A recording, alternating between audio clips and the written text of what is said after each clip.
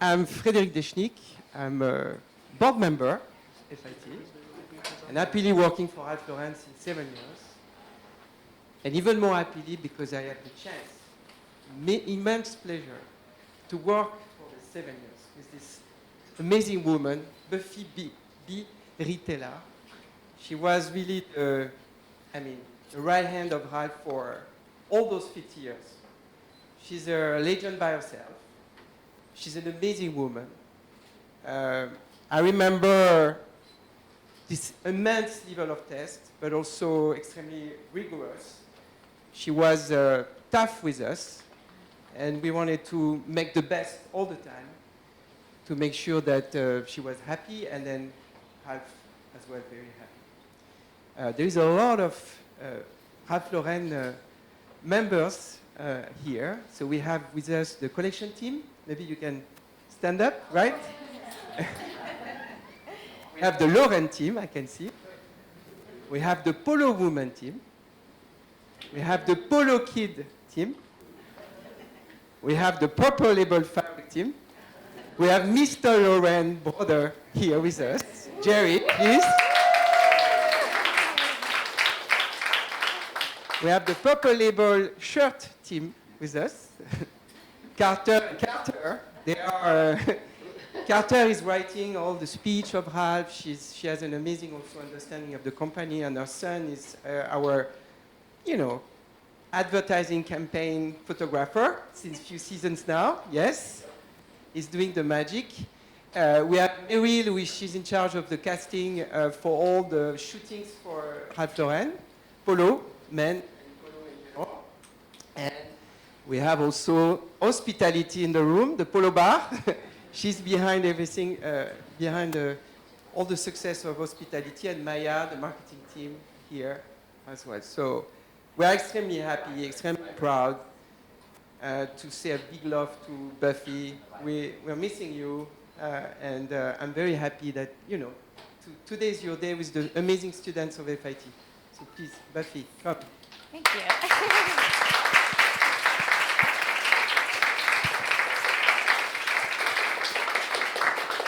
Thank you. Thank you, Fred. That was wonderful. And I will give a little bit more of a formal background on Buffy's experience, which is not an easy test to write for someone who has had such a memorable and legendary influence on this iconic American brand. But I took a stab at it, and I got Buffy's approval, so hopefully I don't miss anything. But Buffy Birrittella is the former executive vice president, senior advisor to Ralph Lauren, and senior creative director of Ralph Lauren Women's Wear, who retired in 2021 after 50 years at the company. Since the early days at the brand, Buffy was an extremely influential force in growing the brand into the legacy that it is today.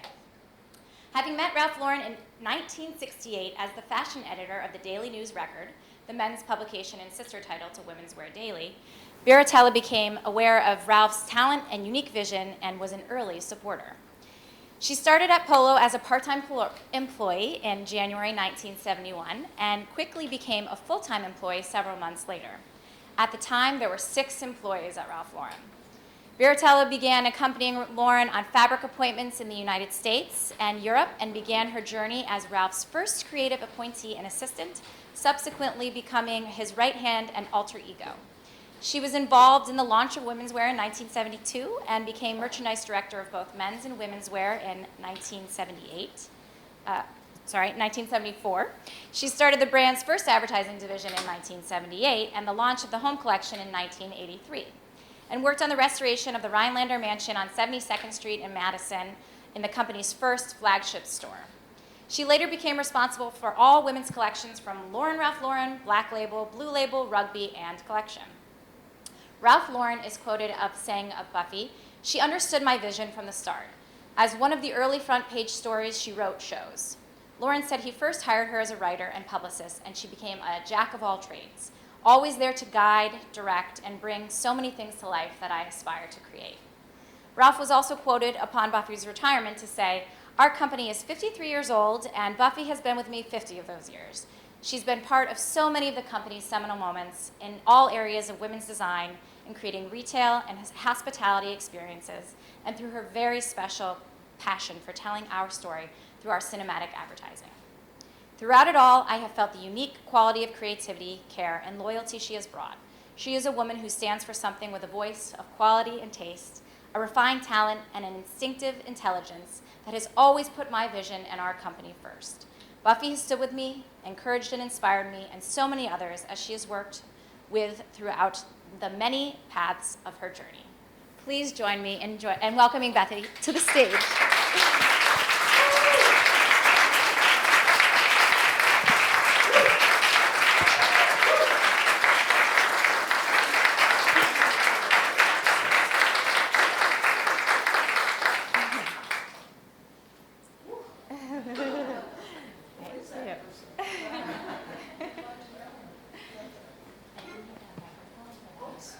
Sorry. Is this on? Okay. Wonderful. So you started your career for Daily News Record, as I just mentioned, and talk to us about this role and how it led you to Ralph Lauren and Right. Well, all things that followed. yeah, my career has been really serendipitous. You know, I became the fashion editor of the Daily News Record when I was, I think, 24 years old. Wow. And that was only because I was the assistant to the fashion editor. And she was married to a lawyer who was very involved in the civil rights movement. And they relocated to Mississippi during the height of the civil rights movement. And I became it. And I didn't know what it was, and neither did Fairchild, and it just happened serendipitously, as I said. And so I was very naive and very raw. And one of the first people I met was Ralph Lauren. And I met him through a friend of mine who happened to be the senior illustrator for the Daily News Record, Michael Farina. And Michael was a very close friend of mine, and he introduced me to Ralph. And, you know, starting out like that, right, it wasn't about making a name for myself or anything else. It was just about, you know, hitting the ground running, as they say. And so I met Ralph, and he was news, right? It was just at the beginning of the men's fashion revolution called the Peacock Revolution at the time.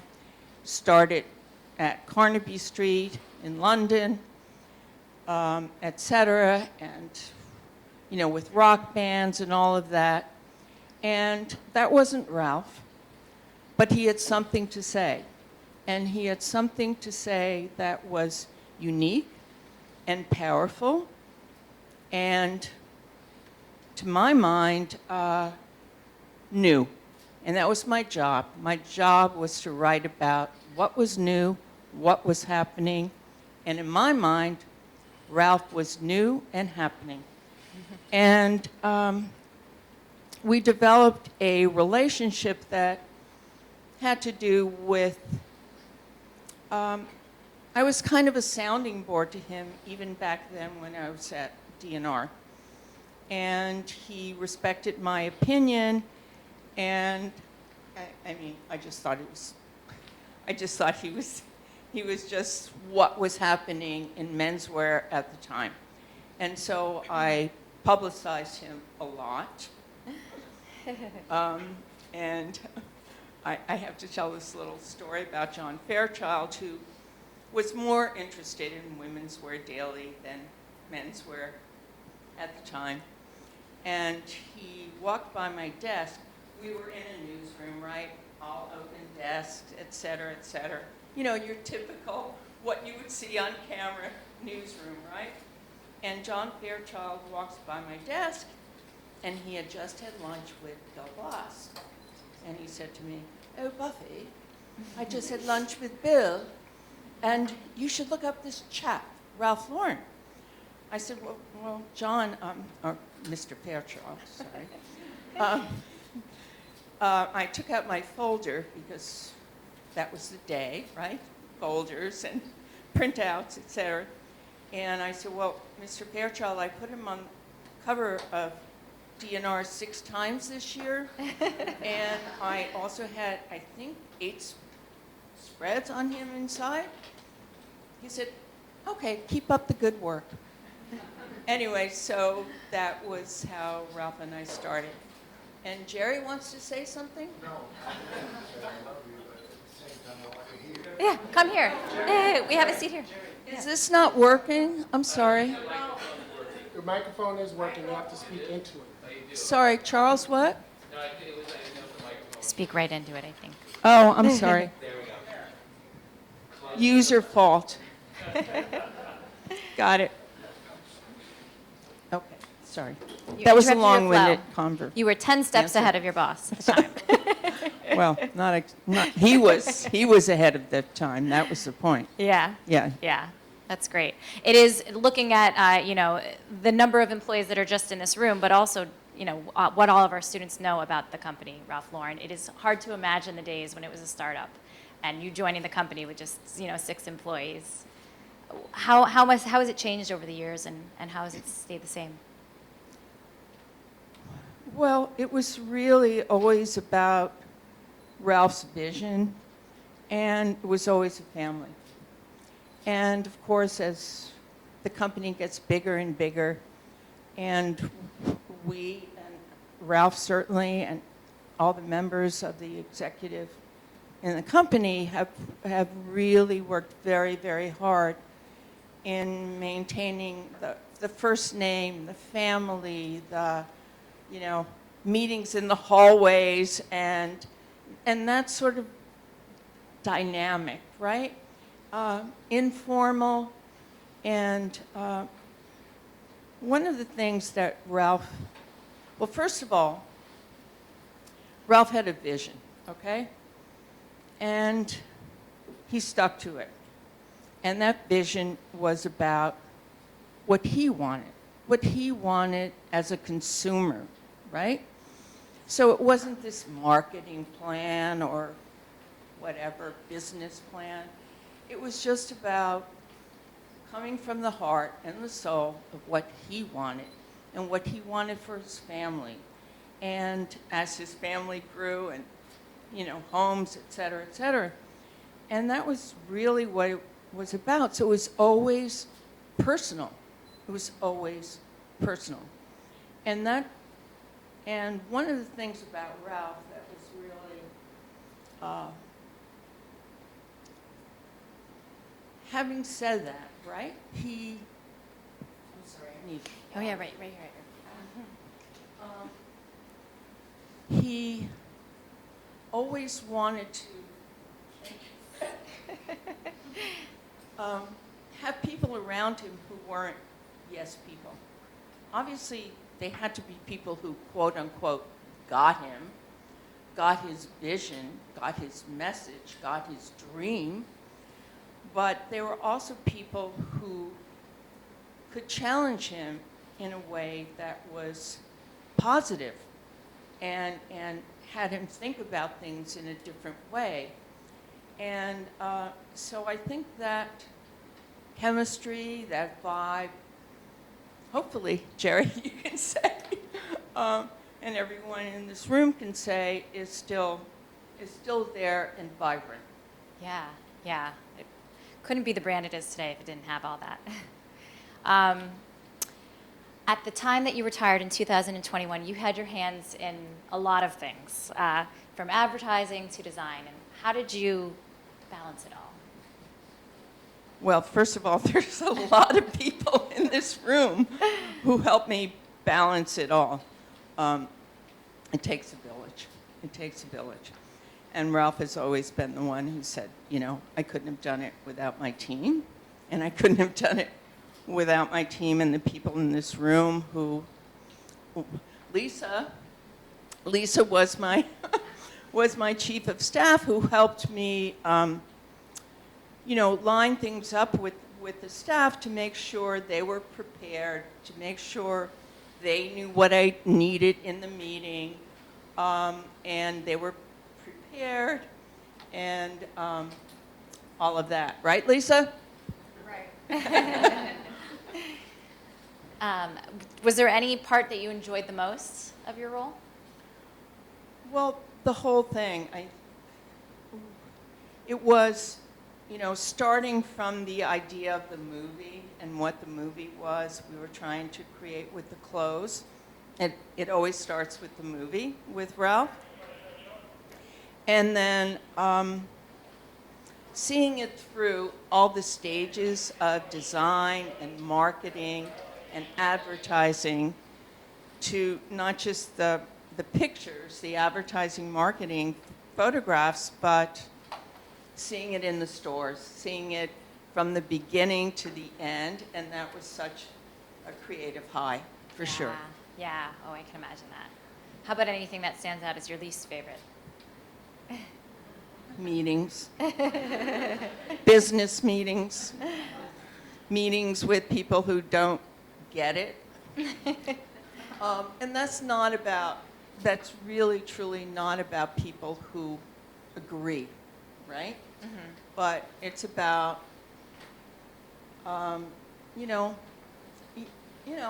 we all experience that, right? It's they just don't understand the dream. It's not that people should have pushback. People should have questions. People should have all of that, because that's a part of the creative process for sure. Yeah. It's not drinking the Kool-Aid, okay?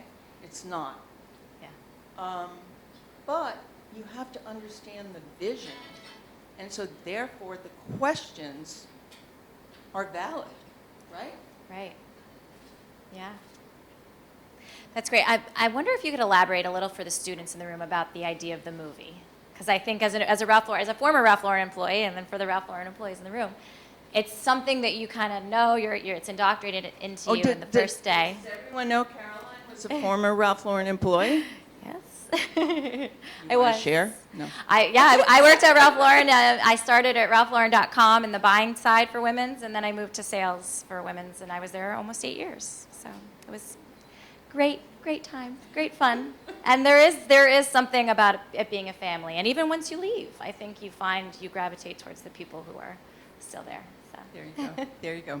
I'm sorry, what was the So question? my question was about the movie, Yeah. and what you mean by that, because I don't know if everyone is aware. And I think it is one of the things that makes the brand so incredibly successful. You're absolutely right. And it's a little hard to explain, so I'll try.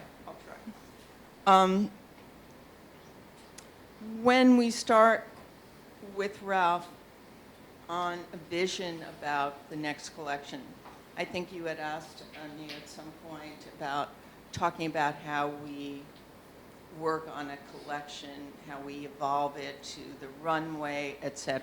Sorry, am I talking in this right? Okay. And Ralph has always had a vision of a movie in his mind, right? And it's not just, okay, let's do blue because I'm feeling blue, right? Or I'm feeling red or whatever. But it's, I can give you one example. I think one of the things you wanted to ask me was about my travels and how that's influenced. One of the things that,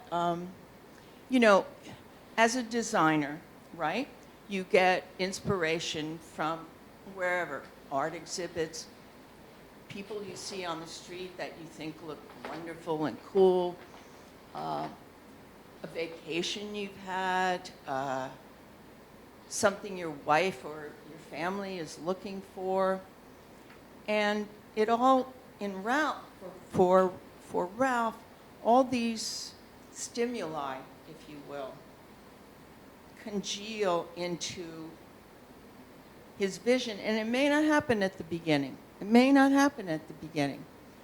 But when he sees it, he knows it, okay? And so it's at the beginning, it's a little elusive, a little, we don't know what we're doing yet, right?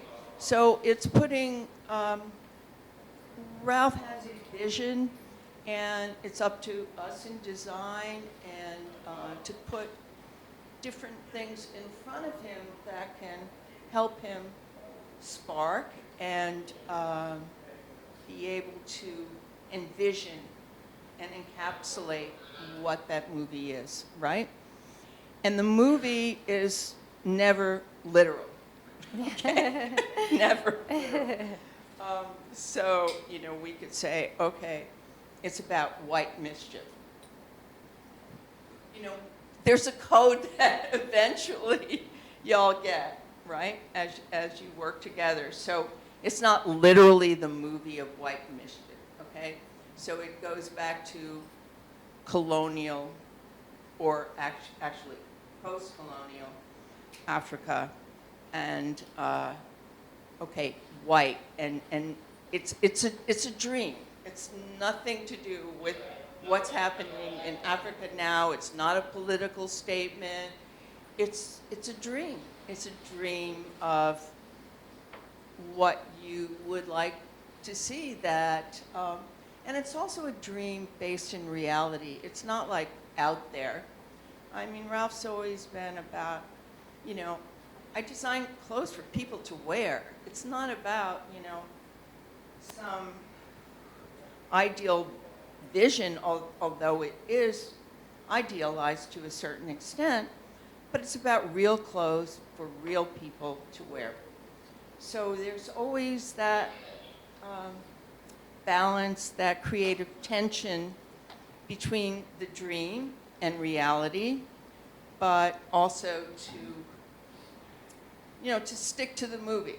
So you have a guideline, you have a framework. You're just not out there like going, oh, let's do X, Y, Z. As a designer, that's very, very important.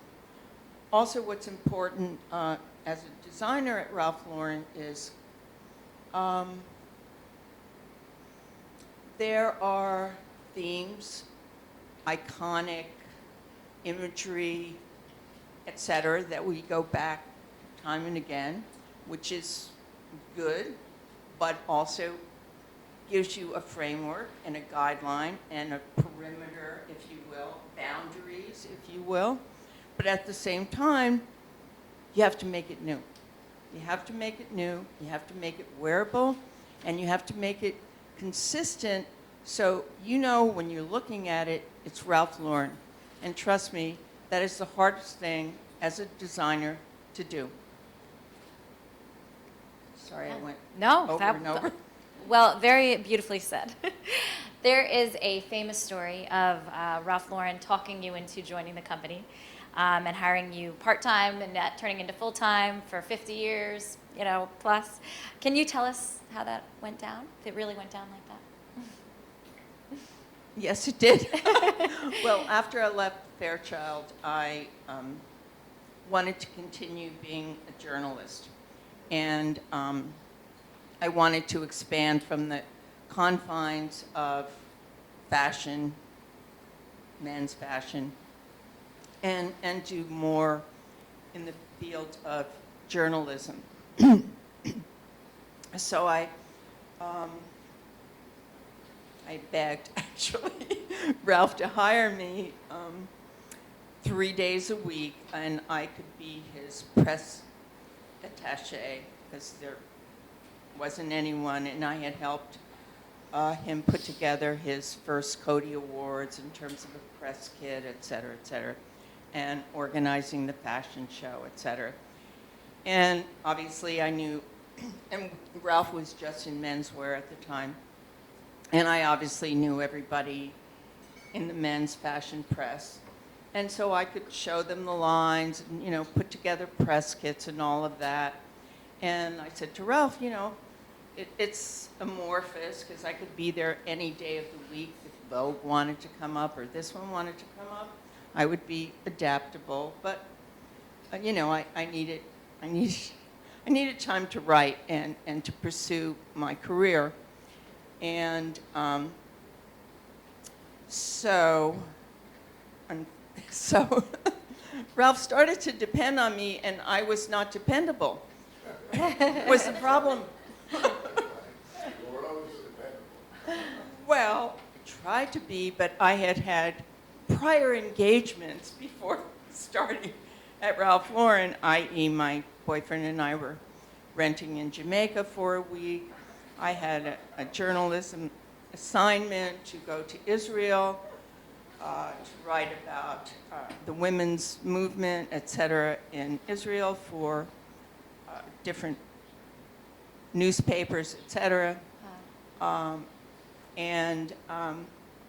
So I think I was gone for about a month. Yeah, just. And Ralph's like, I don't know, I don't think this is working. So he talked me into working full time, and he said, or otherwise, I have to hire someone like you. And I was like, there's no one like me. No one like me. So yeah, he appealed to my ego for sure. Yeah. That's great.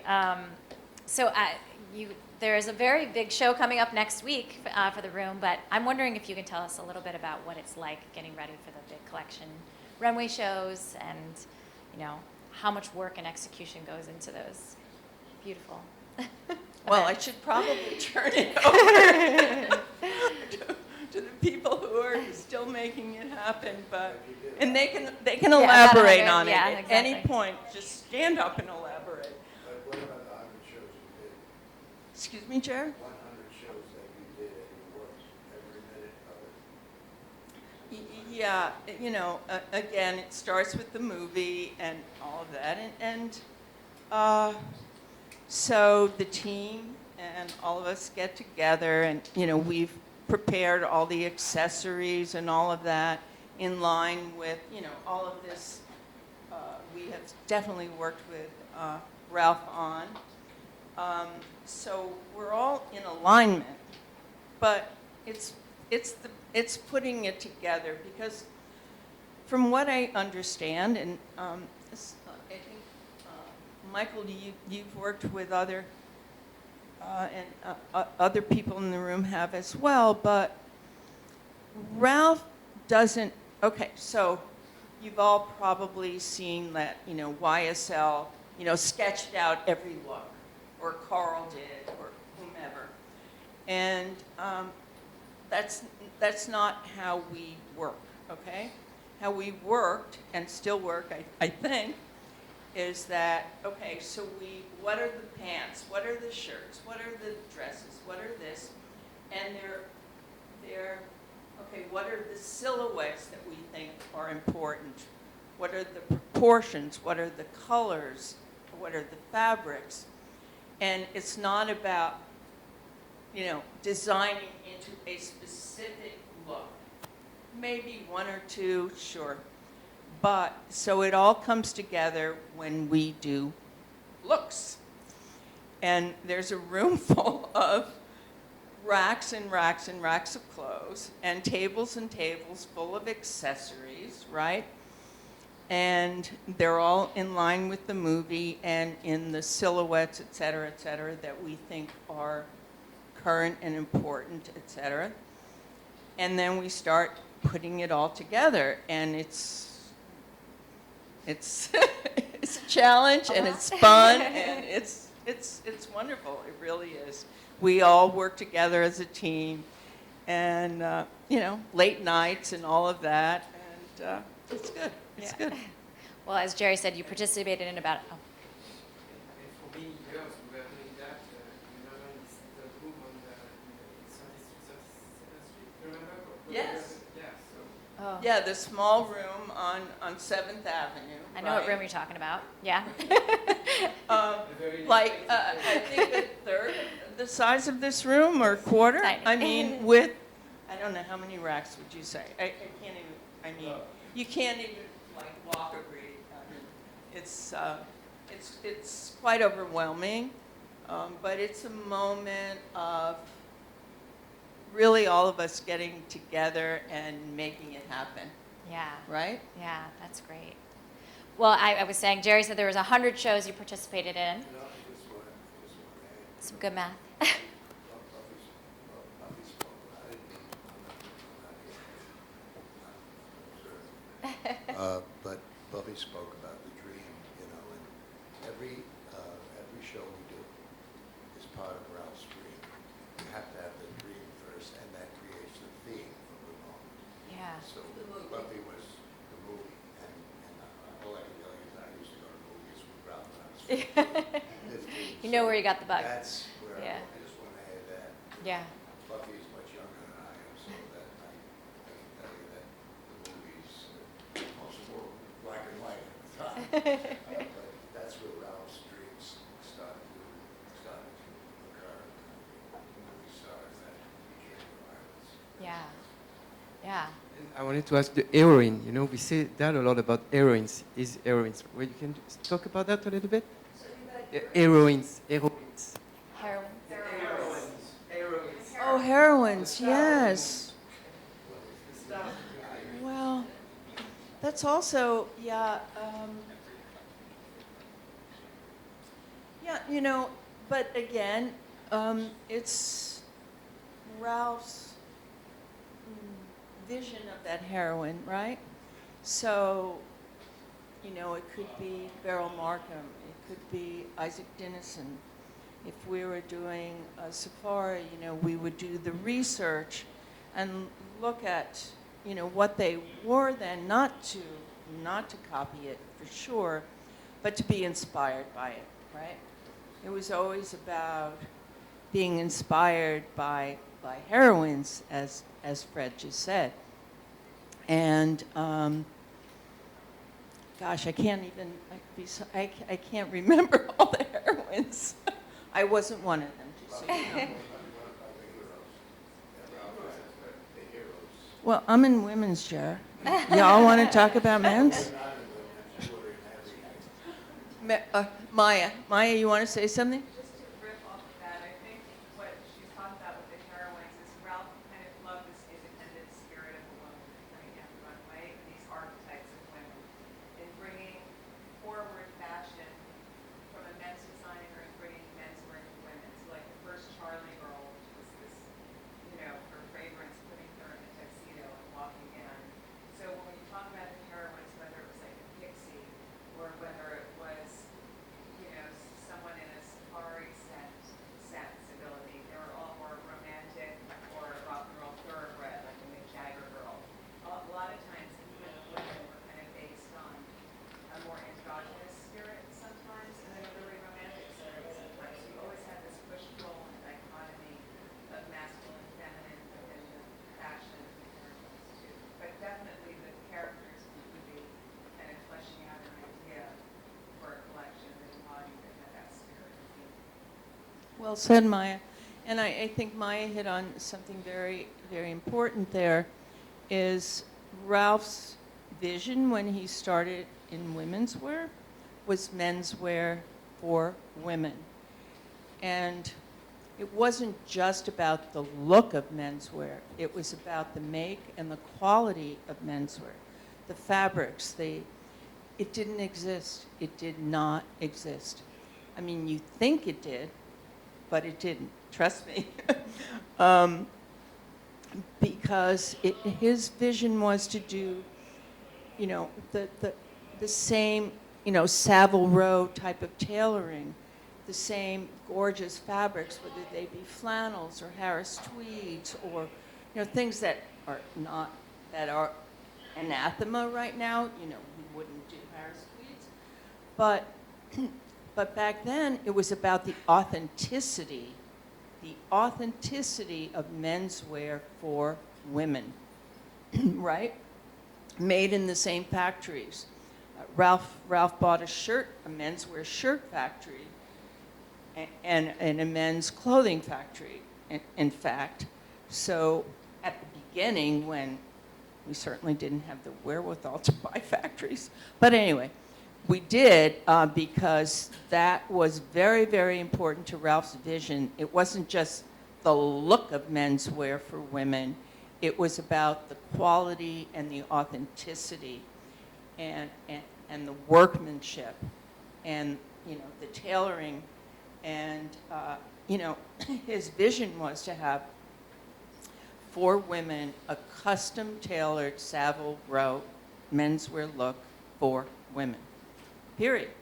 And, you know, as Maya was saying, that mixed with a romantic vision about the look of Marlene Dietrich, the look of Katharine Hepburn, how effortless and chic they were, you know, just borrowing their husband's clothes. And Ricky would, you know, at the time, before I joined the company,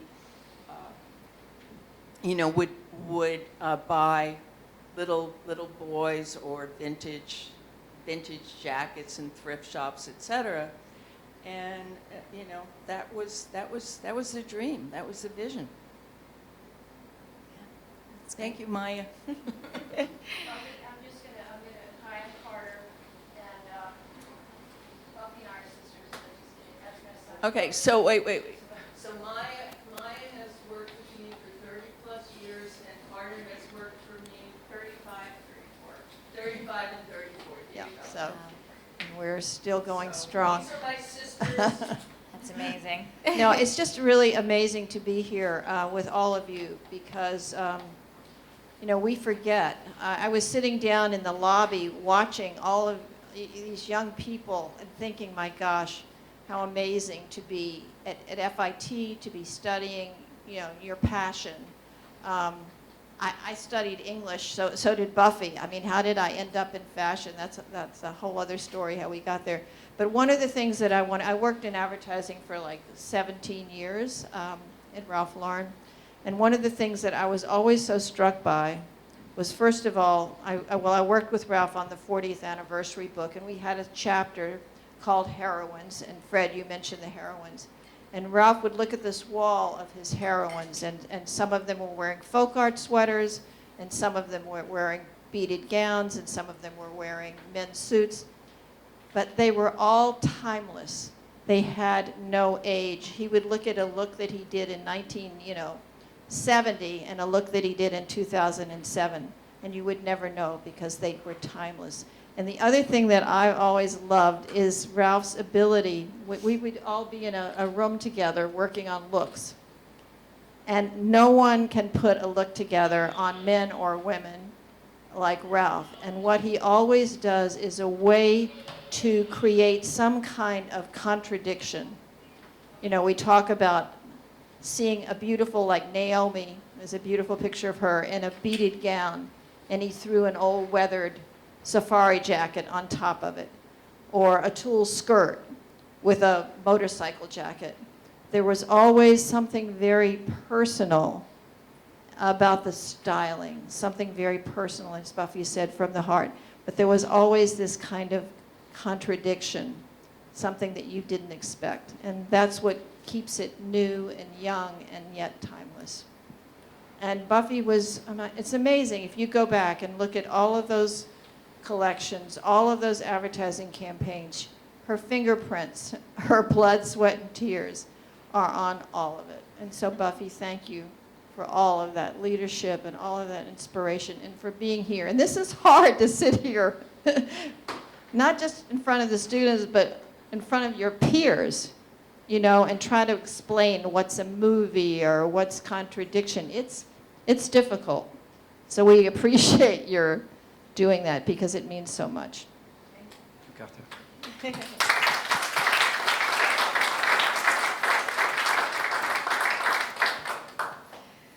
Well, I was wondering if you have a favorite child, being out of the 100 shows you did, that one that just stands out as, oh my gosh, I peaked at that, at that show.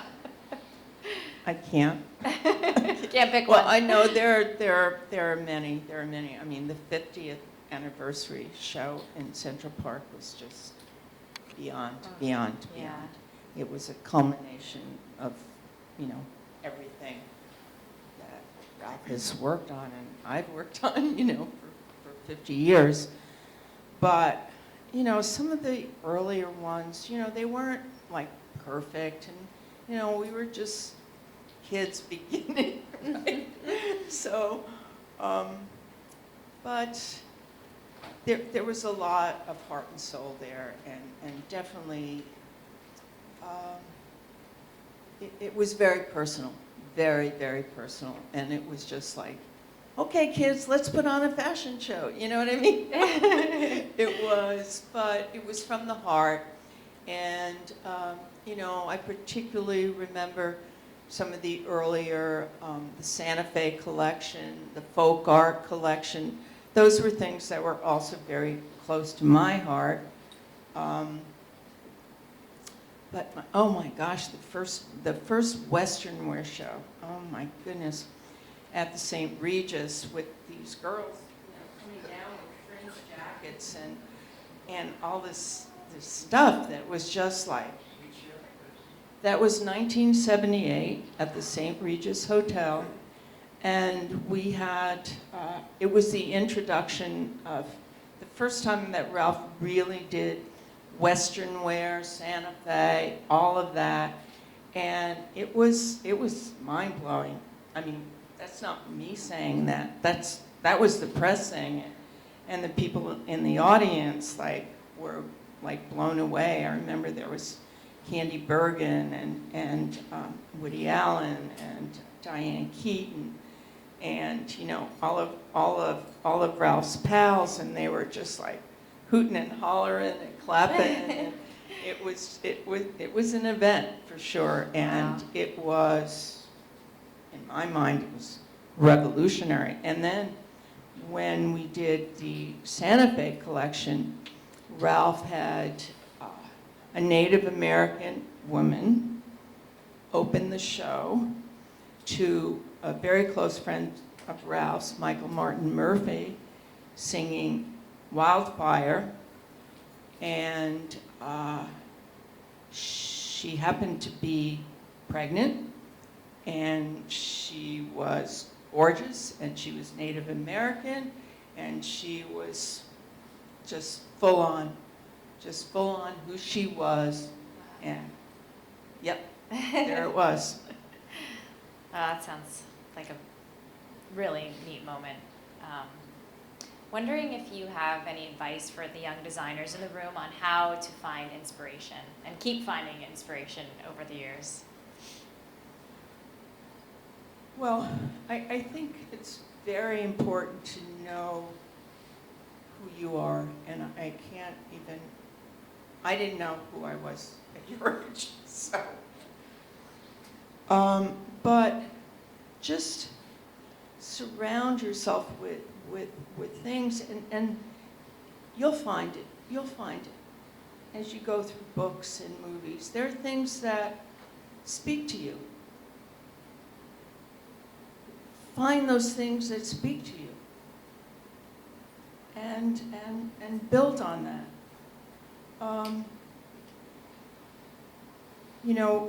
Ralph, it's a different time now. I get it. Back in the late 60s, there's so much coming at you all now. I mean, I can't even imagine the kind of stimuli and everything that's just coming at you from all sides, and how difficult it must be to find your core, your center, what makes your heart beat. Having said that, that's what you need to do. That's what you need to do. And that's all I can say about that. And I think, it was clearly it was a way, way, way different time. And, but Ralph always came at it from what he wanted, and what he wanted as a consumer, and not focus grouped up the kazoo, et cetera, but just instinctually what felt right to him because he wanted it. And if he wanted it, he believed that other people would. And it wasn't about a lot of people, right? It wasn't about like, let's build a business by focusing on X, Y, Z or whatever. It was just truly from the heart and truly instinctual. And that's the best advice I can give you. Sorry, it's so vague. No, I don't think that's vague at all. I think it's just well said. What good way to put it. I travel. You've done a lot of amazing trips, obviously, inspiring a lot of the collections that are out there. I'm wondering if there are any amazing places you could share with the audience. Any favorites? Well, Africa is still just an amazing, opening your eyes kind of place.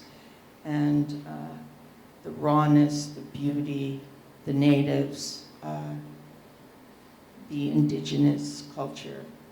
Also, I happen to love being on the reservations, and actually, that photograph was taken on Acoma Pueblo when I was photographing a lot of, traveling around the West and going off the grid, as they say. I recommend going off the grid. Actually, the first time I was on the reservation, I didn't have a camera, which I also recommend, because you are just seeing things yourself and not through a lens. And those lenses are not conducive to your seeing both the environment and what's really in front of you, as well as acceptance by Native and Indigenous peoples. That's great. So something Ralph Lauren as a company has been most successful with is strong brands across the demographics, from chaps to the collection. And how did you so successfully lead creative across all these different facets of life, from high street to main street? Well, we never targeted anyone, whether high or low. It was really about having Ralph's vision done in a way that was affordable, but not compromising on the vision at all, whether it was Lauren or Chaps, but never talking down to the consumer either, never, ever. So it wasn't like, oh, let's do a marketing study on, right, what this consumer in whatever state or demographic, etc. But it was just really about condensing and making affordable in the best way possible to extend Ralph's vision to more people, and not compromise that, but have it be real and authentic at the same time. That's great, thank you. Do you feel like there's anything you did or studied in college that really set you up for success that you'd recommend, perhaps? Well, I happen to be editor-in-chief of my college yearbook.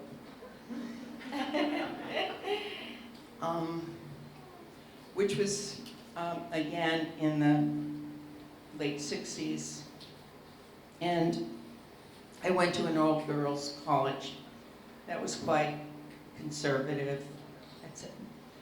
It was a little more out there than the Seven Sisters, but still. The photographs of the seniors, right, all girls, were taken, went to school in Saratoga Springs, New York, were taken by a local photographer in the studio. Every woman wore the same sweater with the same pearls, with the same lighting, and were interchangeable for anyone else. So my first mission was not a very well received one, but anyway, I made it happen, was to change all that. So I found a photographer in Schenectady who photographed rock bands. Okay, light years away from pearls and cashmere sweaters. Anyways, and I wanted all the women, the seniors, to be photographed in whatever they wanted to wear, in whatever location they wanted. And I would lay out the pictures aesthetically, not by alphabetical. Oh, wow. And this was quite controversial. I didn't know I could do this unilaterally. So the dean of students said I had to have a vote, which I set up very nicely. But anyway, showing pictures past and what they could be. And so I give the student body credit for voting for change. And seeing, I think it was just about, not just about, but very importantly about having women seen as individuals. And, this is 1966. So I think that set me up for Ralph Lauren. Wow, that's a fun story. I think change can always be welcomed at any point in time, any generation. Certainly, we're all poised for it right now. So, kind of the flip side of that is now that you're here in the seat that you're in, what makes a student more hireable to you, or anyone who may be hiring? Gosh, that would be, obviously I wasn't very hireable. I had to convince Ralph to hire me. I can only say to be yourself and not to twist yourself up into some pretzel about some preconceived notion about what people want. I think it's about being authentic. Obviously, it's also about being aware and not being, I don't know how to say this, but just being your authentic self and not trying to conform to any preconceptions, but at the same time to be open to what the job requires and to be real about whether it's really what you want. Really what you want. So understand what the job is and be open, ask the right questions, because you want the right fit, not just the employer. It's the right fit for both of you that will get you ahead, in my opinion. That's great. Thank you. That's great advice. Do you have a favorite piece of clothing that you own? Probably 25 variations on a fringe jacket. Of this jacket. And as Michael would tell you, Michael Reiner, that any version of a jumpsuit, I'm all for. I agree. What's life like after Ralph Lauren for you? Any passions that you're pursuing since March 2021 that you didn't have time for before? Just kind of breathing. Yeah. Breathing, that's a good passion. No, and I'm very, very lucky that I have a gorgeous home out in Utah, and it's just enjoying that and not being on the clock. Just not being on the clock, and my time is my time, and just enjoying it, really, and living, not on this, like, my calendar. And I think one of the things you had wanted to talk about that I don't think we got to is what's going on in fashion today. Mm-hmm. Yeah. And what don't I like about it? And what I don't like about it is no time to dream. And just on and on and on, and pre collections, post pre collections, and well, it's not just about no time to dream either, which is hugely important as a designer, but also environmentally. I mean, who needs all this stuff? It is it is so wrong from every standpoint that we can all imagine. It's depleting our creativity, and it's over polluting the environment with too much stuff. That's my Well said.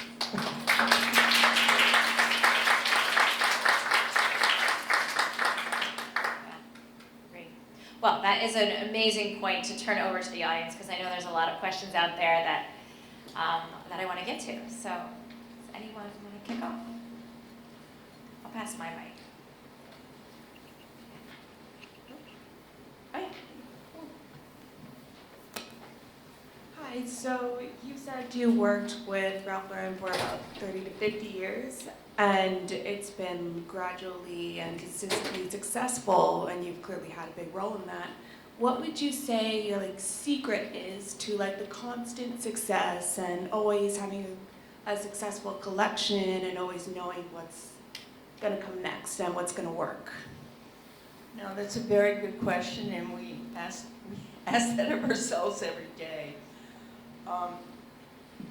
The only answer I can give to that, and it's a hard answer because it's a hard act. Okay? The hard act is staying who you are and knowing who you are and being consistent, so that people can look at it and say, that's Ralph Lauren. At the same time, being new and desirable. So that balance, and the other thing, just to go back to the environmental thing, Ralph always, his premise from day one was, and it's not just a marketing slogan, trust me, things get better with age. And he always believed in building wardrobes, and building wardrobes based on you, right? Not some designer imposing something, but on real life. And I mean, this jacket, you could say it's not so good anymore, but whatever, it's 25 years old, and it's about. That's pretty good. Very good. No, so that's a hard thing to do, and I don't know many designers who have done that. Donna has, but she has a very small business now. But and I don't need to just single out Donna. But that's a very hard thing to do, and it's about a consistency of vision, which today. I mean, Ralph has managed it because, there's 50 some odd years, and we, trust me, every single day are we saying, why are we doing this, right? Who wants to wear it? Is it current? Is it Ralph Lauren? Is it Ralph Lauren? And I think that's very important for designers today to have a vision about who they are and what they want to say. And you can work up to that.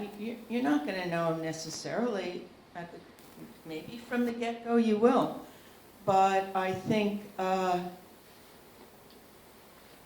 you have to just trust yourself and move forward from that. That's a good point. Thank you. I hope I answered that. No, you did. Thank you. More.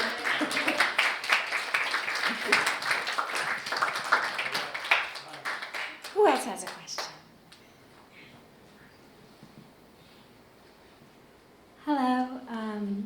I really liked what you have to say about, having this movie in the stream, and I really appreciated hearing that type of thought process when it comes to design, because as a designer myself, I do sometimes struggle with it's supposed to look like this because we're taught like this, so hearing about the movie and thinking about every runway to be like a new scene in the movie was really refreshing. And I guess my question, which you might have already picked up on, in any of your time working at Ralph Lauren, especially when it came to the runways, was there ever one where you're like, this is a very different scene in the movie that we've taken before, or maybe a collection that was in a deep dive direction, if you know what I mean, that was very different from trying to stay consistent to the Ralph Lauren look? If that makes sense? I'm just trying, I'm not getting it, I'm sorry, I'm a little slow. It's okay. No, I was like trying to think in my head before I answered it. Like, not figure it out. are you asking me if there was ever a time when I was working on a collection that I didn't believe in it? Sure, yeah, in a way where you felt like maybe it wasn't the correct message for Ralph Lauren in a way, or like you might have felt like you're straying off the path of what, Ralph Lauren would look like and create a collection for. Well, that's very complicated, and I appreciate that. I think it's our job and my job certainly, working with Ralph, is to articulate in a way that moves something forward and not in a negative way, like, oh, Ralph, why are we doing this? I don't like it, but it's about just taking a step back and thinking about it, and also giving creative and positive advice about why I think it's not Ralph Lauren, or why I think it's wrong from a cultural standpoint. I said something before about drinking the Kool-Aid. Ralph has always said he doesn't want yes people around him. He wants people who will challenge him in the right way. And there's a right way to challenge and a wrong way. And create a dialogue that's a positive dialogue that can move it forward together. That's all I can say.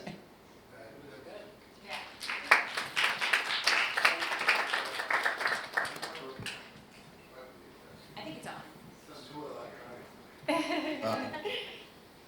Buffy was there all the time. She was there every time Ralph was building something he believed in. She came to believe in it too. Or she said, Ralph, what about this? Or how can we build this differently? And she was a great force in every line that was created. And it wouldn't be a line that she didn't like out there at all. Yes. She wouldn't allow it, okay? Yeah. With Ralph's permission. Well, I Ralph's can permission. attest from that down the chain working for Lauren. I mean, you always approved every line, and if you didn't approve it, we didn't go to market. We waited days to make it happen, so. Yeah. Yes, exactly. You didn't leave us high and dry. You had ideas. Yeah. Carter? Yeah, I was just going to say that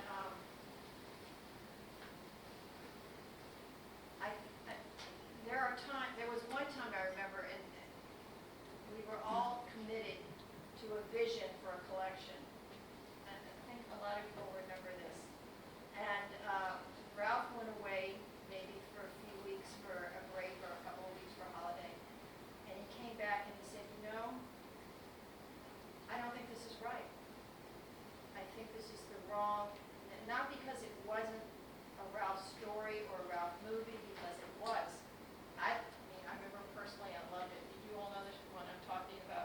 Okay, let me jump in there because, yeah, I'm sure people can hardly hear you, but we started, as Carter was saying, we started on a collection that was very vintagey double RL. I don't know if y'all know double RL, but Should, if you don't. probably what I'm looking like here, right?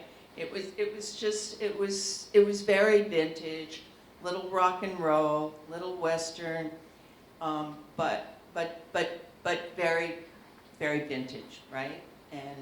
And cool. I mean, it was cool. We loved it. Ralph loved it. Very well. And he went away over the Christmas holidays, and came back and said, "It's wrong. I think it should be modern. I think it should be clean. Nothing like what we went and bought fabrics on, et cetera, et cetera, et cetera." Right? Had sketches, put into work in the sample room, et cetera, et cetera. And so we all took a breath and said, "Okie dokie, here we go." So, yeah, and Ralph has instincts like, right? Genius instincts, right? Can I say that? And so we trust that, and we go with it. It's not like what we had was wrong, and it's not like, it was just different where we were going, and he was feeling a mood. He wasn't looking at what so-and-so was doing or anything else. Nobody else was, out there. In fact, one of the things that Ralph always said, if it's out there, I don't want to do it, okay? So don't tell me what so-and-so is, tell me what so-and-so is doing so I don't do it, right? Okay, so did I Yes. handle that part of it? Okay. Perfectly. Thank you, Other Mike. questions? I have the support team here because I'm like very nervous. At any point, did you ever saw yourself working with a different designer besides Rolf? I'm sorry? Did you ever saw yourself working with a different designer besides No. Rolf? No. Not at all. No. We were just, Ralph and I were just very simpatico from day one when I was a journalist. I got him. And, I don't think I was wrong. First of all, I want to say thank you so much for being here and sharing your story with us. Was there ever a time in your career that you had a failure and later on became a blessing? Wonderful question. Oh, wonderful. Oh, gosh. There has to be. I just can't think of it. There has to be. Oh, my goodness. Wow. I'll have to think about that. Let me think about it. Sounds good. Oh, my gosh. What a great question. A failure that wound up to be...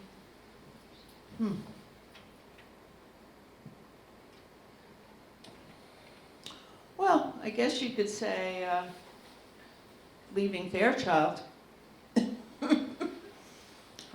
was... I really wanted to be fired, and I was, just to be clear.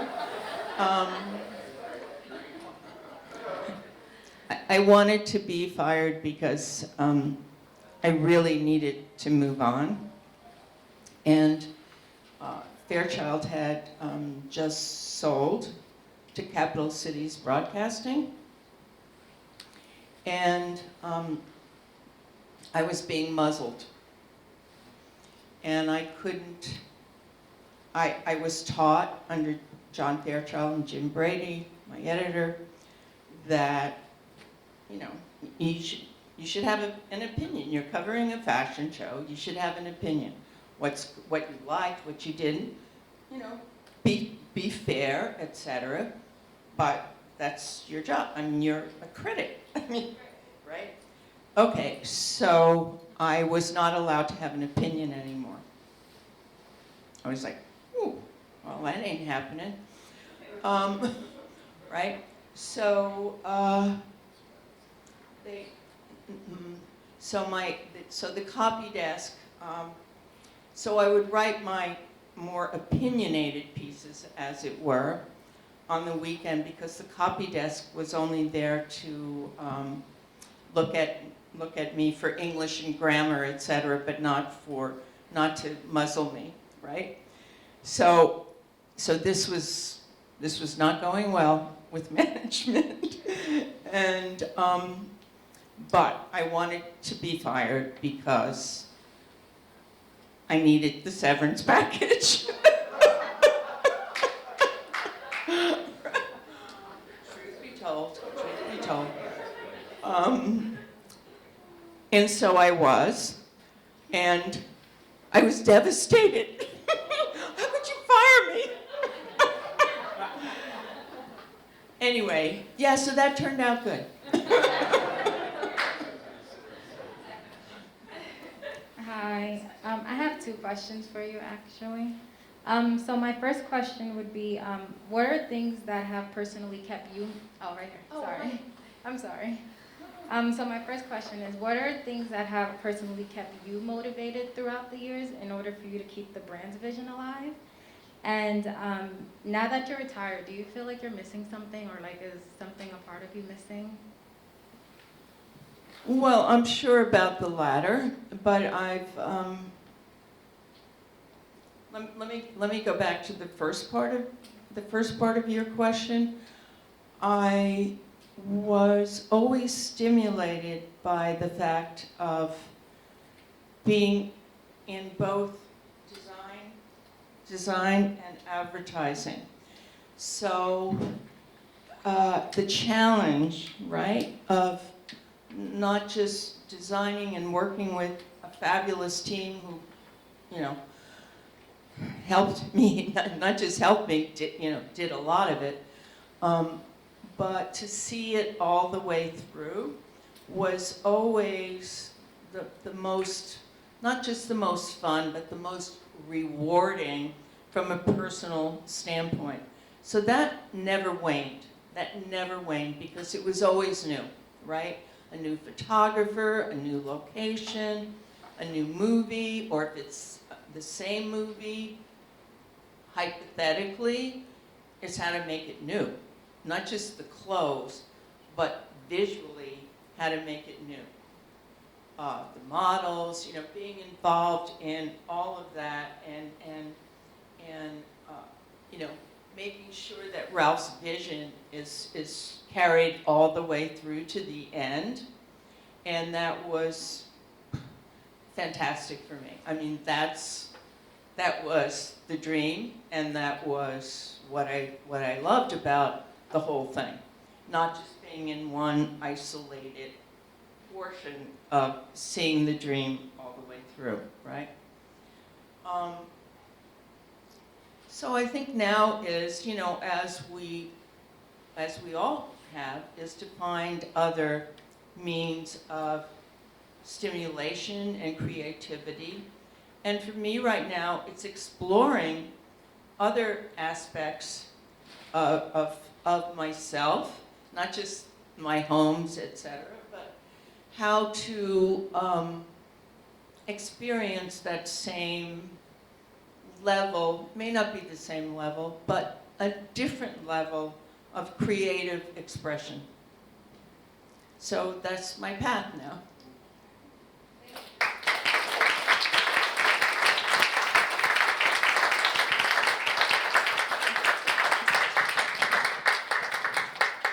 Are there any other questions out there?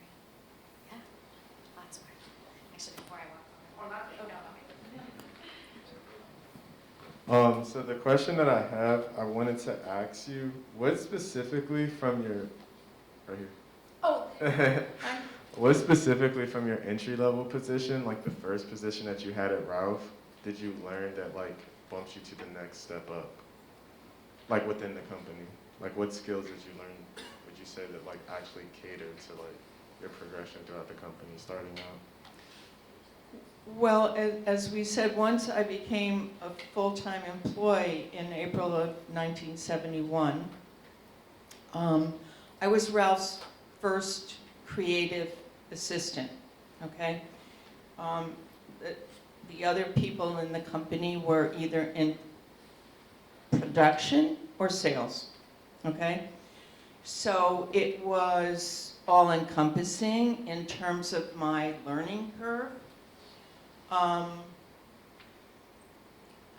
You know, going on fabric appointments with Ralph, I was his first fitting model, right? Went into a factory and they fit the first shirts on me, right? Like, I didn't know about stitches per inch on a shirt, okay? I mean, that's just the tip of what I didn't know, okay?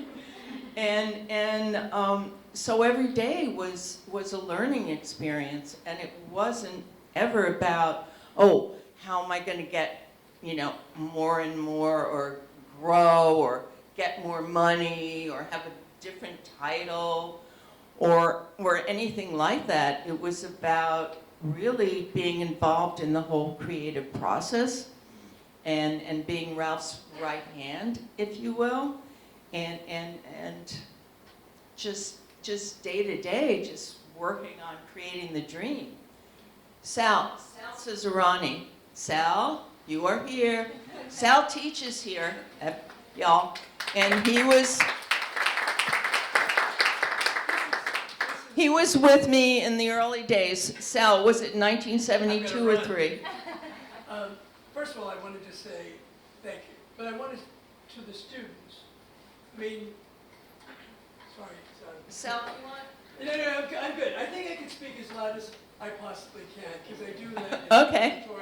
But to all of you people who have been assisting Buffy and Buffy's secretary, it was an incredible challenge, because it was simply Buffy coming right from the press, and myself being Ralph's assistant at the time. And of course, I did all the running around, and of course, I fitted on Buffy, which made me insane. And so, because she had the thinnest arms and the longest torso, and I couldn't get everything the way I wanted it to, because I had to fit his mother, Ricky, and I had to go on and on and on. And it was a challenge, but she really made Ralph's dream come to life. Well said. Thank you, Sal. Thank you. That's very sweet.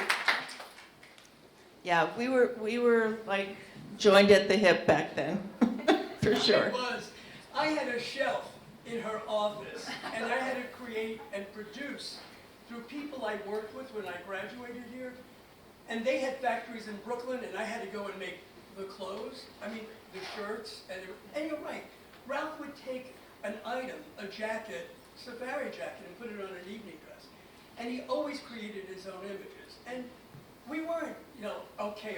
There was a point that Buffy is not saying to you, but there was a, you know, Ralph said, sketch something, so Buffy knew me as the sketcher, but, you know, she knew I also made patterns. But we did a shawl collar, I'll give you an example, shawl collar evening dress, which was in black tuxedo fabric.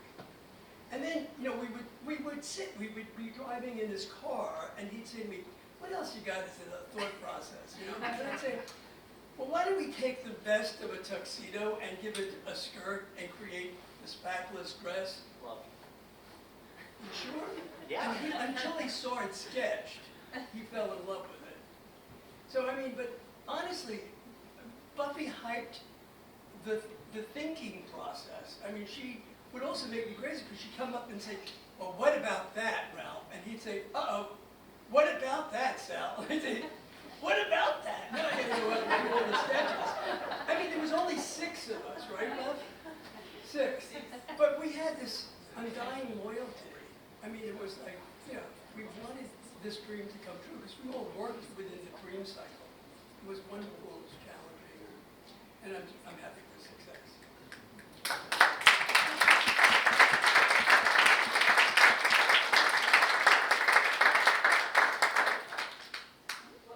Can we end on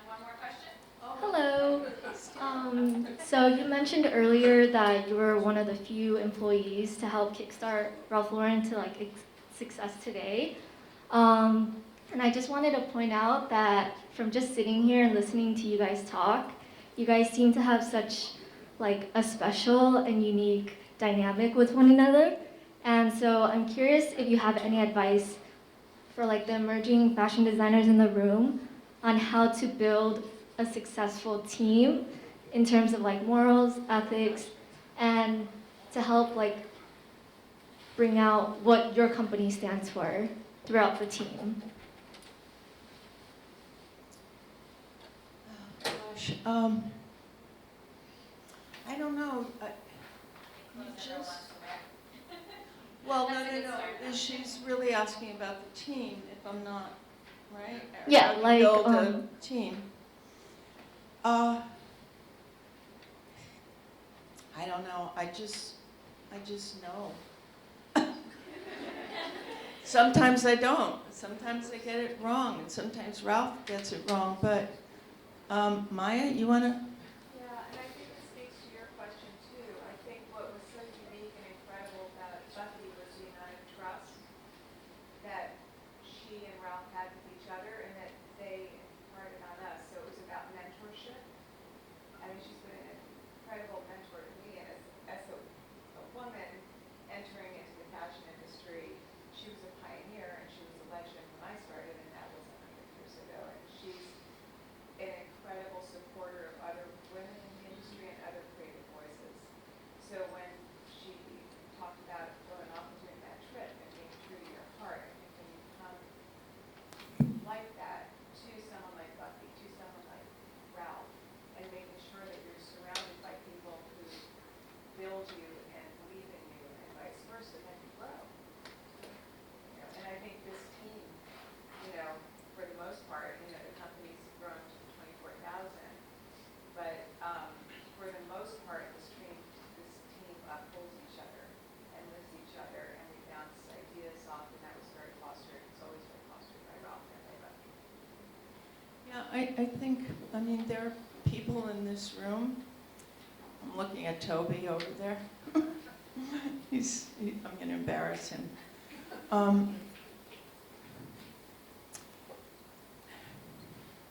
I think Toby and Primda, you were hired by me out of school. Yeah, Buffy hired me 19 years ago, don't do the math on that, straight out of FIT when I graduated. Oh, that's great.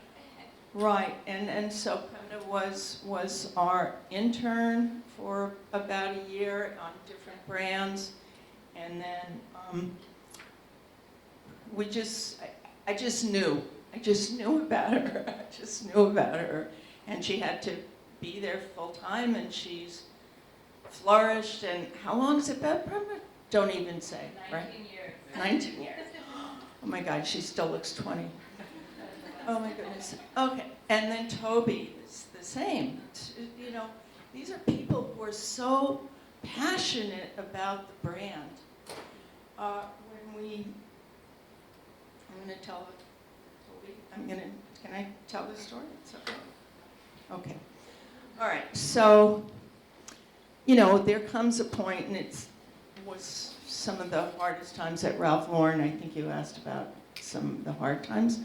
The hard times were closing divisions, not because they weren't successful, but because there were too many labels and it was too confusing, and, you know, to consolidate things, et cetera, et cetera. So at one point, Toby was the head designer with Premda of Black Label, which got, you know, morphed into the collection because it was just too confusing to the consumer. There was nothing wrong with the product whatsoever. It just got put into the collection as it was. You know, it definitely had its point of view, and that point of view continued into collection. So we had to let Toby go, and that was very heartbreaking for us because it's not his fault, right? He was fantastic, and it came a time that with the Lauren brand, I really needed someone who understood the vision, etc.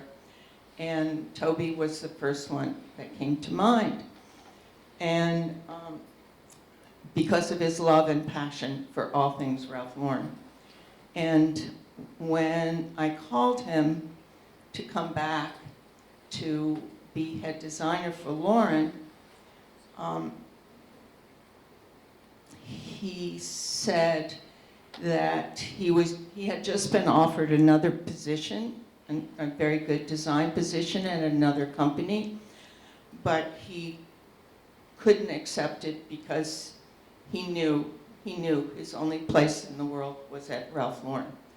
So of course we were both crying, and but no, these are people who are passionate, and you know, it's how they talk about the brand, how they see the brand, how they identify with the brand. It's not necessarily about what their sketches look like, right? But their intuitive understanding about who we are and what we're trying to do, that you just know, or at least I did, and they did. So I hope that answers that. Thank you. Thank you.